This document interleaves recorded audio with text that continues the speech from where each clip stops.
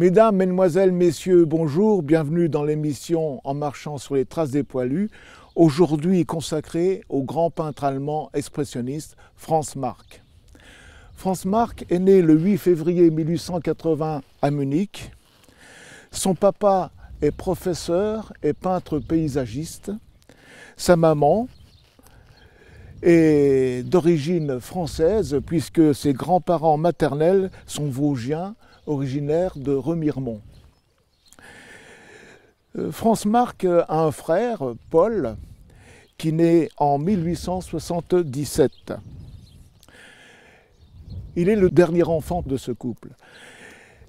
Il va donc être éduqué surtout par sa maman qui, elle-même, a reçu une éducation assez sévère puisqu'elle a été élevée pratiquement en Suisse.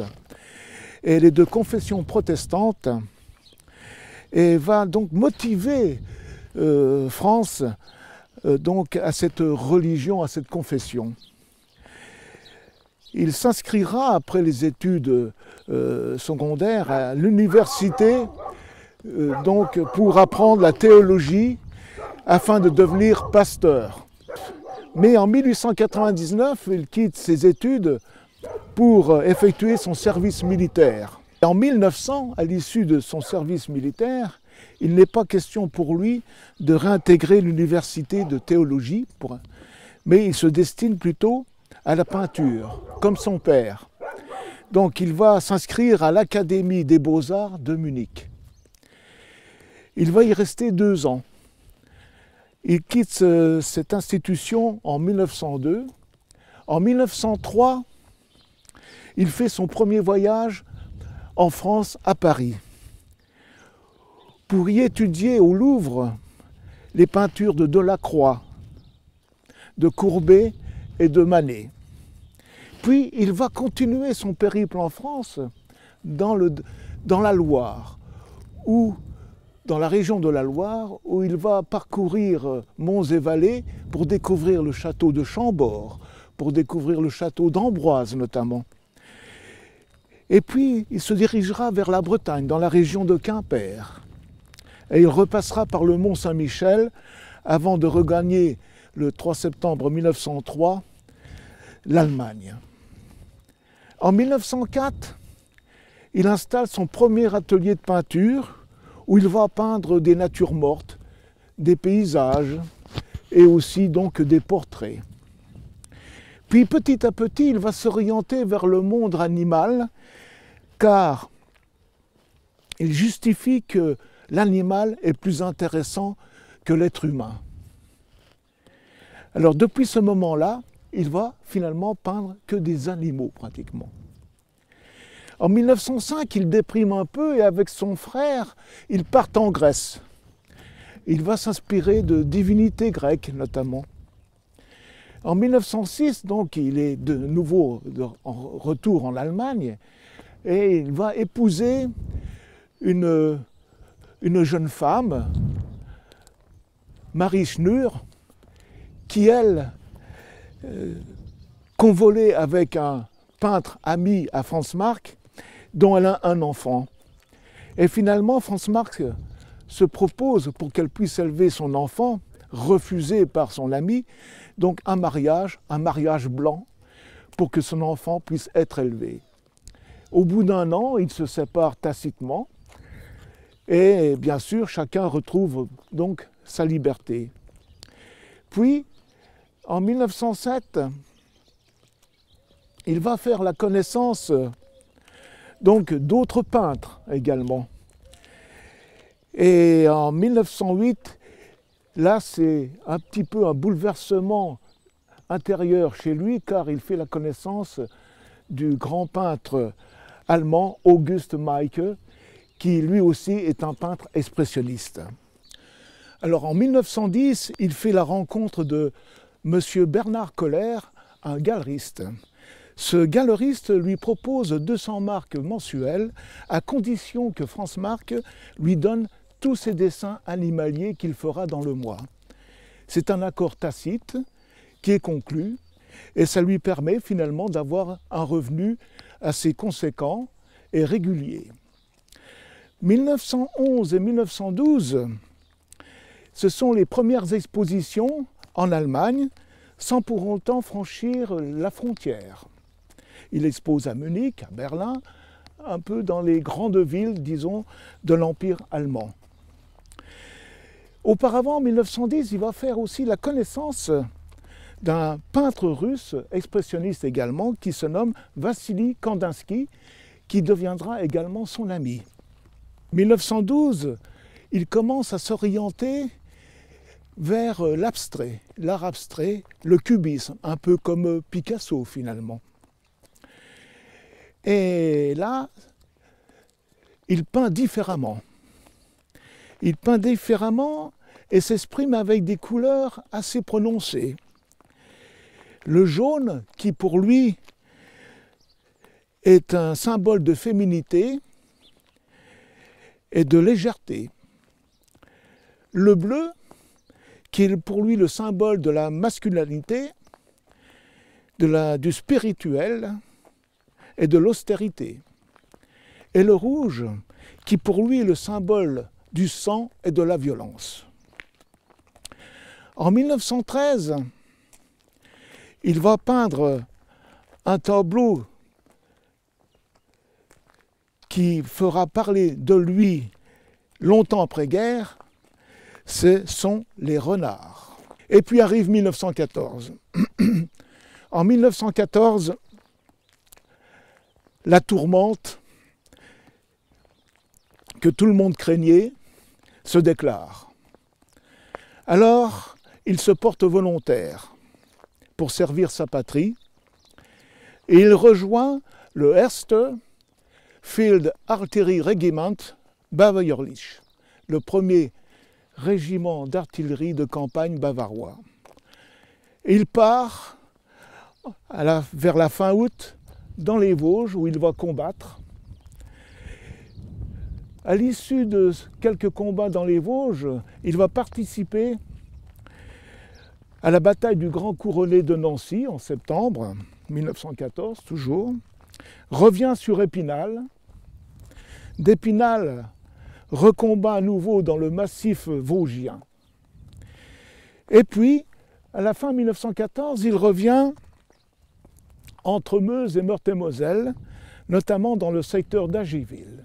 D'ailleurs, étant le seul soldat à parler vraiment français, il se propose le 5 décembre pour faire la Saint-Nicolas. Il se déguise en Saint-Nicolas pour le bonheur des enfants du village et leur distribue des noix et des marrons qu'il avait cueillis précédemment. Et là, donc, sa petite notoriété humaniste prend forme à tel point que les gens du village ont même vraiment été surpris par ce bienfaiteur. Et puis, en 1915, il repart dans les Vosges et à nouveau va combattre un peu plus tard à la Vaux-Ferry, jusqu'en avril pratiquement. Puis il repartira à nouveau dans les Vosges et reviendra en Meuse à la fin de l'année 1915, où il séjournera à Ronvaux, à Haut-Diaumont, avant d'arriver sur le saillant de Saint-Miel. 1916, il est toujours à Saint-Miel en janvier et à février. Il écrit beaucoup à sa femme. 160 lettres seront échangées justement durant ces 2 années de guerre pratiquement. Mais il évite de parler de ce qu'il fait, il évite de parler surtout de la guerre. Pourquoi ? Tout simplement pour que son épouse garde le moral et espère le revoir un jour. Puis arrive la bataille de Verdun le 21 février, et là, il est au courant de ce qui se passe. Il sait que c'est l'hécatombe, il sait que c'est le bouleversement de l'humanité qui se joue à Verdun pratiquement. Mais il tait, en écrivant à sa femme, il tait encore ce qu'il sait. Nous arrivons en mars. En mars, le 2 mars 1916, son régiment quitte le secteur de Saint-Miel pour venir ici à Gussainville. À Gussainville, il a le bonheur d'être hébergé au château des Hautois. Et là, il est tellement heureux de retrouver un peu les ruines du dur que finalement il va se confectionner un lit grâce à des grillages de portes de clapier, avec un matelas de fortune fait de briques et de brocs, et notamment de paille. Et il dit qu'il va dormir son sou, c'est-à-dire profondément. Et il est content aussi parce que les chevaux qu'il a sous sa responsabilité ont maintenant une écurie, chose qu'ils n'avaient pas encore jusqu'alors. Et là, il écrit à sa femme qu'il ne risque rien, car il n'est pas confronté directement au tir de l'adversaire, au tir ennemi. Ce qui peut perdre, disons, ce qui peut lui arriver, c'est une blessure par bombardement, voilà, mais sans plus. Donc il encourage toujours sa femme à ne pas croire à tout ce qu'on raconte sur la guerre. Et puis, il philosophe un peu, et là, il voudrait que la paix soit signée maintenant, en apprenant ce qui se passe vraiment dans le secteur de Verdun. C'est une boucherie. Il dit vivement que la paix soit signée, que chacun rentre chez soi. Alors en 1916, ce grand peintre expressionniste n'oublie pas finalement qu'il est artiste, car il a l'idée de peindre sur les toiles de camouflage des batteries allemandes des peintures de son grand ami Vassili Kandinsky. Et lui-même, il avait aussi vu à la Jumelle, ou je ne sais pas, dans la campagne, que les Français peignaient au bleu de méthylène les robes de leurs chevaux, les robes claires de leurs chevaux. Vous voyez que le camouflage, finalement, est vraiment nécessaire. Son côté humaniste reprend tournure. Et alors, le 4 mars, finalement, on lui donne une mission de reconnaissance, afin que les ravitaillements en munitions puissent arriver sans trop de dommages aux batteries allemandes qui se trouvent du côté de Herméville. Il prépare sa mission avec sa colonne de reconnaissance et vers le début de l'après-midi, avec quelques dizaines de soldats, il prend ce chemin qu'il parcourt. Il va traverser donc le lieu-dit des Longs Tournants, le lieu-dit de la Chèvre, va arriver en forêt de Buzy.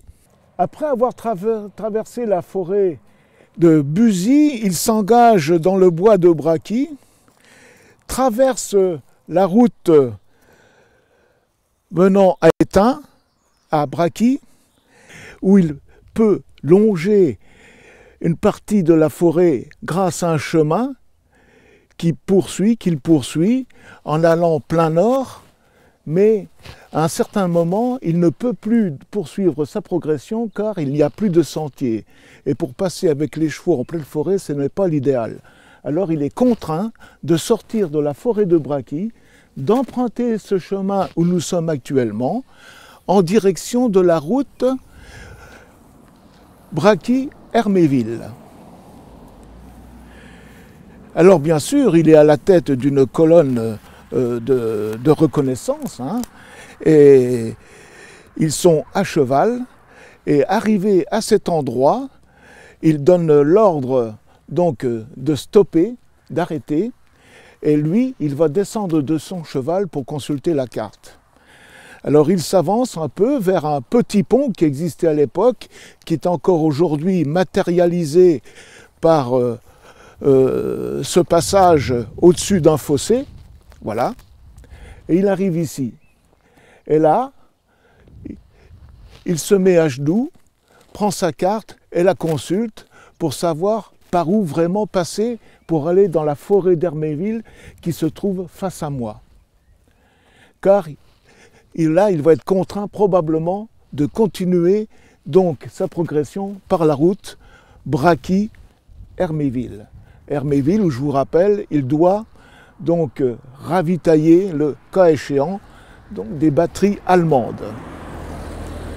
Bien, alors, après avoir consulté sa carte, au moment finalement où il prend la décision de continuer, arrive brusquement un bombardement d'artillerie française.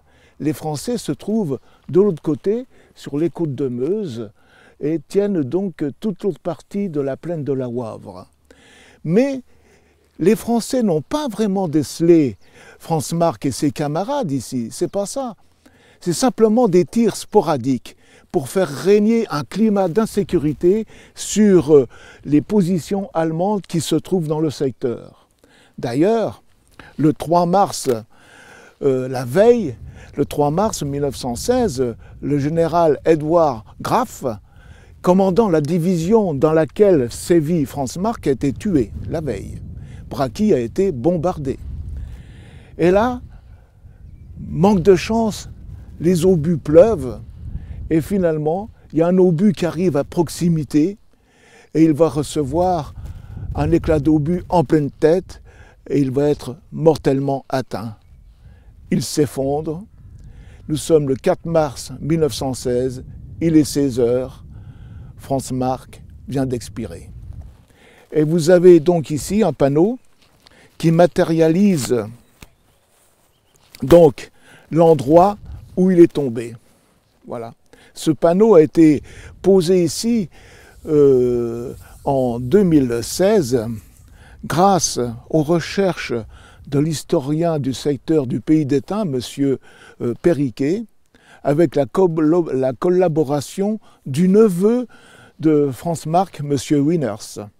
Nous voici dans le village de Gussainville où Franz Marc a vécu finalement que 2 jours, parce qu'il est arrivé ici le 2 mars 1916. Alors, après avoir été tué à l'endroit indiqué que nous avons vu précédemment, ses camarades vont ramener le corps ici à Gussainville, au château de Gussainville, qui se trouvait à l'emplacement exact de la grosse bâtisse que vous avez derrière moi. Et il sera enterré au pied d'un arbre. Je suppose que ça devait être un grand chêne monumental où il séjournera en terre ici pratiquement 1 an, puisque le 3 avril 1917, sa femme fera transférer son corps en Allemagne, à Korel am See, où il repose désormais. Alors, en sa mémoire, ici a eu lieu une petite cérémonie pour apposer cette plaque, commémorant donc son séjour, son bref séjour ici, et bien sûr, son décès pratiquement, puisque c'est ici, franchement, qu'il a été inhumé, dans le parc du château de Gussainville. Alors vous pouvez lire que Franz Marc repose ici, et qu'il a été, comme je vous ai dit précédemment, transféré au cimetière de Korel am See. La mort d'un peintre ôte une main et ferme un œil à notre culture commune. Ça, c'est bien vrai. Et vous avez la traduction en allemand. Et cette plaque a été inaugurée le 10 novembre 2006 en présence de représentants des États français et allemands, du Conseil régional de Lorraine, de Sarre, de Rhénanie-Palatinat, du Goethe-Institut Nancy et de Sciences Po Paris à Nancy. Voilà. Alors nous sommes au village de Braquis, notamment à la mairie de ce beau petit village meusien, non loin de Gussainville, où Franz Marc a séjourné 3 jours, le 2, le 3 et une partie du 4 mars 1916. Et comme il a été tué sur le territoire de Braquis, que nous avons vu précédemment, le maire de la commune, pour commémorer donc sa mort, et avec les autorités allemandes, les autorités françaises, du moins régionales françaises, ils ont décidé d'apposer une plaque en sa mémoire à la mairie de Braquis. Voilà donc cette plaque concernant le grand peintre expressionniste Franz Marc. Certes, Franz Marc est décédé, mais ses nombreuses œuvres subsistent encore. Elles vont survivre grâce à sa femme Maria Marc, qui va s'en occuper sérieusement, en faire la promotion, contacter des galeries pour que ces œuvres-là puissent être vues d'un maximum de public. Certaines œuvres d'ailleurs seront exposées dans les grands musées nationaux comme Paris, Londres, New York et ailleurs. Et à ce titre, une œuvre peinte en 1913 qui s'intitule Les Renards a été vendue récemment chez Christie à Londres un peu plus de 50 millions d'euros. Vous voyez la cote de ce grand artiste expressionniste. Mais il a connu, après sa mort, quelques déboires finalement. Notamment, après l'avènement d'Hitler au pouvoir en 1933, Goebbels, le patron culturel, si je puis dire, de cette Allemagne nazie, a fait des pieds et des mains pour interdire ces œuvres qu'on appelle des œuvres dégénératives, qui ne conviennent pas, disons, à la mentalité nazie de l'époque. Alors ce fameux Goebbels a fait une exposition d'œuvres dégénératives pour que le peuple allemand puisse voir un peu ce style qu'il décrit fortement. Mal lui en a pris. Certains officiers allemands ont défendu la cause de Franz Marc. Et ces œuvres dites dégénératives ont pu être réintégrées dans le domaine public. En sa mémoire, Maria Franck aura beaucoup travaillé. Et ça débouchera notamment par un musée qui sera installé dans les années 90 à Korel am See, où il repose dans les Alpes bavaroises, pratiquement au pied, où certaines de ses œuvres et d'autres peintres expressionnistes donc sont installés. Allez voir ce musée à Korel am See. Je crois que ça vaut vraiment le coup d'œil, du moins pour les amateurs. Et c'est ainsi, finalement, que je termine cette émission en mémoire de ce grand peintre allemand qui finalement n'est pas mort, car ses tableaux vivent encore. Au revoir, à bientôt.